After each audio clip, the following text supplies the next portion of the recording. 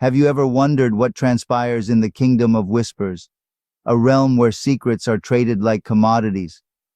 In this underworld, a clique of gossips reside, their existence marked by turmoil. Their words, as venomous as a viper's bite, weave a tapestry of deceit, leaving a path of destruction in their wake. Imagine them as vultures, huddled together, their eyes gleaming with anticipation for the latest morsel of gossip.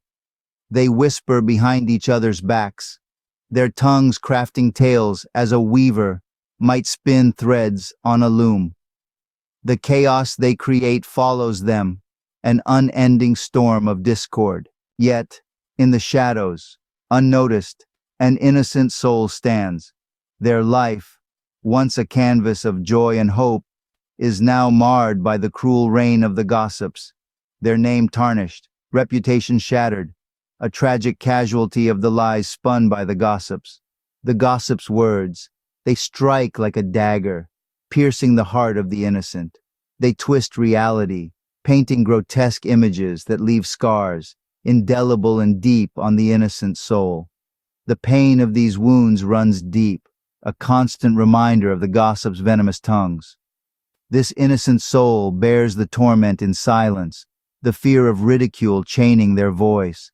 They wear a mask of bravery, concealing the agony beneath. They feign normalcy, yet deep within, they yearn for solace, yearn for peace. Then, like a ray of light piercing through dark clouds, hope emerges. It takes the form of love, a love so profound, it fears nothing. This innocent soul finds comfort in the embrace of a friend whose words bring healing, whose love stitches together the tattered edges of the soul.